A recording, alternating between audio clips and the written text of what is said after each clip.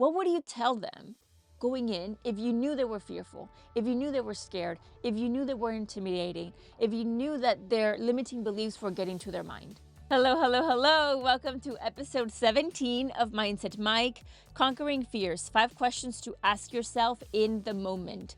Let's talk about how fear can negatively shift your life, the outcome, the trajectory of where you're truly meant to be, and 5 questions to ask yourself once again in the moment.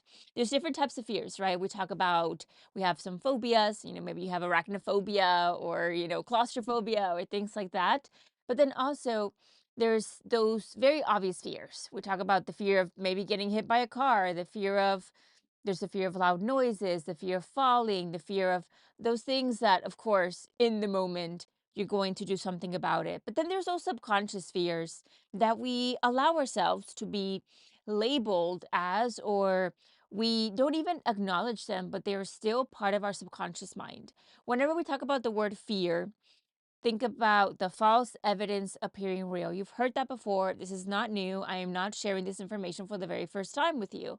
However, whenever we talk about the false evidence, it's those beliefs that we are telling ourselves. We believe that that is evidence that we cannot accomplish it. And really, it's simply the narrative that you have told yourself that you don't know if it can actually be the outcome. We don't know that if we embark on a journey to start a business, the probability of us succeeding or failing. If we are fearful, we're thinking about the failure. But if we have a positive mindset, we're thinking about the possibility of us actually making it. Whenever you run, this one is a really big one. For me, running is always a great example because A, I'm a runner, and B, I understand how the mind works whenever you're running.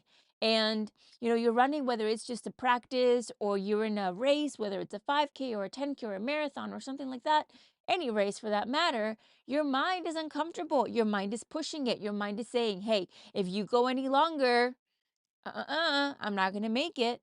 Why? Because it's uncomfortable.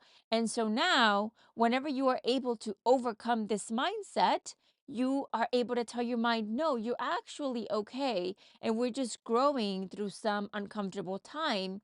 And we're going to see what's going to come out on the other side. And so you realize that the narrative and the momentum shifts. Whenever you are able to catch your mind being fearful in a moment when it's not meant to be fearful, when it's not needing to protect you, because that's where fear comes from, the need to protect us, then you can once again change that narrative and do something about it. And that's what I want to do very quickly in this episode is give you for in the moment, in the event, in the midst of it all, not even having to work through all these paradigms and beliefs and all the things, self-esteem and self-worth and all that. We're not talking about that right now. We're talking about in the moment. How do you overcome and conquer those fears in that precise moment?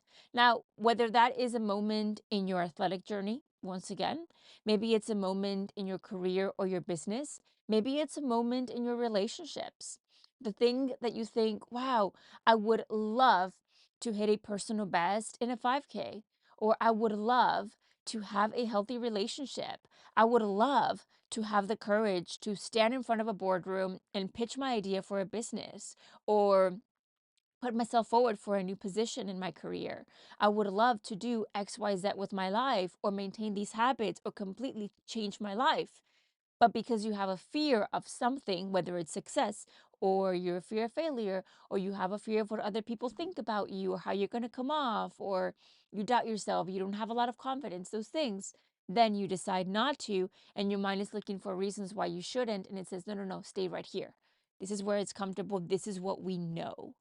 And actually, before I go into the questions, there was a reel that I made that was very successful. I think a lot of people enjoyed it. And I'm in a car and my boyfriend says, "Hey, Claudia." And I go, "Yes." And he goes, "Why do people settle?"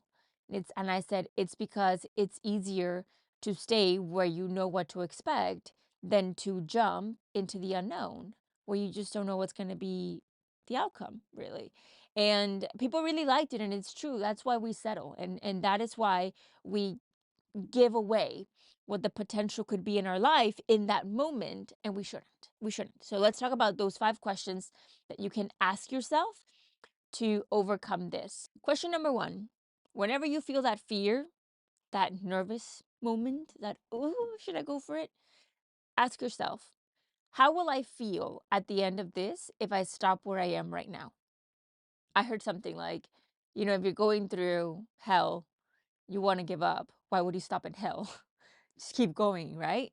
So ask yourself, with where I am right now, will I be okay with myself in 1 hour, in 1 week or 2 weeks or 2 years or whatever the time frame is, looking back at this moment and knowing that this is where I stopped? If the answer is yes, you'll be fine, then okay, fine, then you'll be fine. But if you say, nope, I'm going to start asking, why didn't I do more? Why didn't I push it a little longer or something like that? Then give yourself the opportunity to overcome that fear. Throughout these questions, I want to share there was a time when I was running a 10K, and it was my last 10K. And as you know, my trajectory with 10Ks at the beginning wasn't very successful. And I went into this 10K, and at the end of it all, I ran 5 minutes faster, which is quite a bit faster than my first 10K ever in college. 4 year different training, different coaching, post surgery, taking my training very seriously. However, at the time, it's 25 laps around a track. It's a 400-meter track. It's 25 laps. And I remember somewhere down there, I think it was about like 10 laps to go, maybe. I don't remember the number. I know I've said it before, but I really don't remember exactly when it was. I got what I call a brain fart. My mind just was completely detached.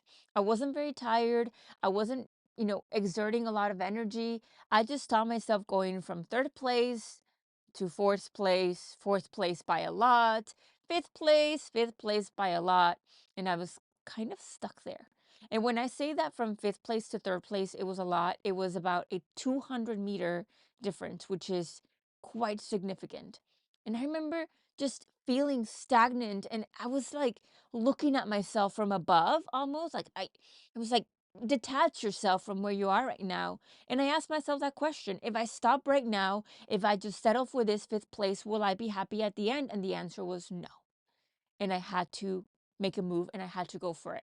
And I realized that I was just fearful of going and not succeeding. And so these questions are very relevant. And I used all 5 during this time. And it was one of those races that I'm the most proud of, because it's not even about the race, but it's about the mind, the mental performance, what went in there really. The second question is this rational or irrational? Am I scared for a valid reason? Right? Am I scared to cross the street because there's all these cars coming? Okay. There are many, many cars coming my way and I could get hit by a car. Great. Am I afraid because jumping from this rope into the lake, the rope isn't secure? Or am I afraid because it's my mind telling me, you've never gone there, let's not push it, and that is why I'm afraid? So ask yourself that question. Is this irrational, where my mind is trying to protect me, or is it irrational, where my mind is psyching me out? And that's when you'll know the difference of the mind, because the mind isn't created. I talk about this so much with my clients and in my courses. I mean, we go in deep and run with it. Your mind is not created to make you happy. Woohoo, I won. Woohoo, I earned all this money. Woohoo, I got the position or the dream life. Your mind is created to keep you alive, to keep you living and breathing and moving. And that is why your mind is really there, to protect you. So whenever you step out of that comfort zone, your mind goes alert, alert, alert. I've never seen this before. Alert, alert, alert. And then remember, we've talked about this before in the podcast. It is okay. That is your code. It is okay. And you move on with it once you realize it's an irrational fear. But you have to tell yourself this. Otherwise, if you don't have this communication with the mind, it's going to take over. It's going to guide you, when in reality, you can guide it as well. Third question is, how long am I willing to give myself a chance? So let's say that you're in the race And let's say you're running and you're super tired. We've all been there. We're running and we're super tired. Doesn't matter how fast you've gone. It doesn't matter if it's a 15-minute run or a marathon. And your mind says, stop, slow down, keep it here, right? But you know you can do more maybe. Ask yourself, for how much longer am I willing to go for it? Maybe it's from this tree to that tree, from this person to that person. Or maybe I'm going to give myself the first 5 minutes of my pitch to feel absolutely confident. And then I'll let my fear do what it does. And you'll see that once you're in there, you're going to keep going. Why? Because you build that momentum. You change the narrative in that precise moment. You just have to cut the anchor for a little bit. It's like you being anchored in the ocean. And you say, let me see how far I could go. And you cut the rope, and then your boat can just go, go, go, go, go. But if you just leave it there, wondering, you're never going to know. So you have to give yourself that chance. Question number 4 is, what would I recommend to a friend if they were in my position? If your friend was about to go into the race of their life or their meeting of their life, what would you tell them going in if you knew they were fearful, if you knew they were scared, if you knew they were intimidating, if you knew that their limiting beliefs were getting to their mind or their past patterns getting to their mind? You would say, believe in yourself, go for it, don't give up. You've got this. I believe in you. I can't wait to celebrate with you. What would you tell that friend? Now say that to yourself. Because funny enough, we are very nice to other people. We're so supportive with others. But whenever it comes to ourselves, we tend to doubt and we tend to wonder if it's for us. And it is for you. So treat yourself like you would treat a friend. Show up for yourself the way that you would show up for somebody else. And question number 5, what's the best and the worst that can happen? The best is that I accomplish my goal, maybe surpass it. The worst, am I gonna die? No? Okay, that would be the worst. So what's gonna happen? The worst is that I try and it doesn't turn out. The worst thing is that.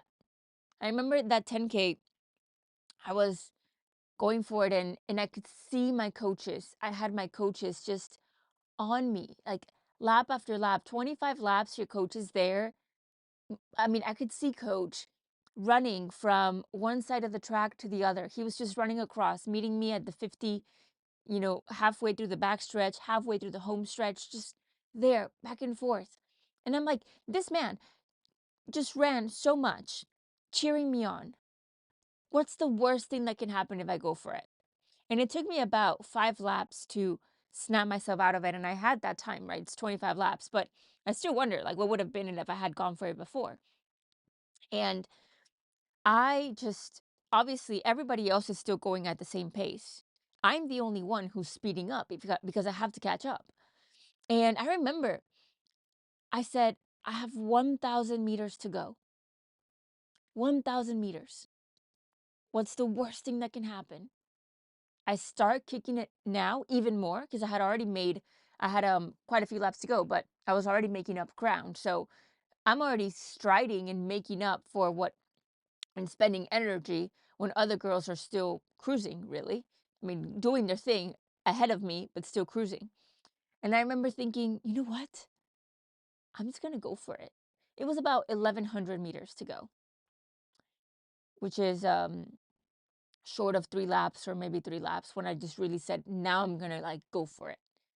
And I just went and went and went. And I get to the 400. I have 1 lap to go, and I am right there with third place. I have literally caught up 200 meters. And she was still doing this wishy-washy thing where she didn't know that I was right behind her. And she was kind of getting in my way because we were both running on lane 1. And I just got, oh, and I went around her and I started sprinting. And I was like, oh, this could be either really great or really bad. And I ran, ran, ran, ran, ran. But mind you, I've been running, running, running for a while. And when I had 200 meters to go, half a lap, my body just hit. Boom. I could feel like I hit a brick wall. My legs, it was like I was carrying bags of sand. And she caught up to me and she beat me by 3 seconds, which I later couldn't sleep over because I was like, 3 seconds. um, but you know what? I went for it. What's the worst thing that could happen? My legs were not going to fall off. I gave it everything. And you know what? It's the best race that I can think about. One of the two best races that I could think about. Fourth place tasted like absolute gold. And it's still a race that teaches me lessons now. So ask yourself, what's the worst and the best thing that can happen? The worst thing is that things don't pan out the way that you thought they were. The best thing is that life has something better. And believe me, for me, it did. And for you, I'm sure it does as well. So those would be the 5 questions that I have for you. I would encourage you to write them down. And whenever you feel fearful, whenever you feel like, man, I'm really in my head right now, I really don't believe, I really just don't know what's out there, I can see myself falling into these same patterns over and over and over, take them out, apply them, because it could be very impactful in the moment. Don't ever let yourself be held back by fear. Don't ever let yourself be held back by something that is false evidence appearing real. It's not real unless you're truly, truly living it. And if you do something about it, you don't have to live it like that. You can change the narrative over and over and over if you need to. As always, you know that I have many resources for you down below. Don't forget to sign up for my newsletter. If you're watching on YouTube or if you're following on podcast, please give me a follow. Please leave me a review or subscribe to the channel. It really, really helps. We have big plans here. We keep showing up every single week.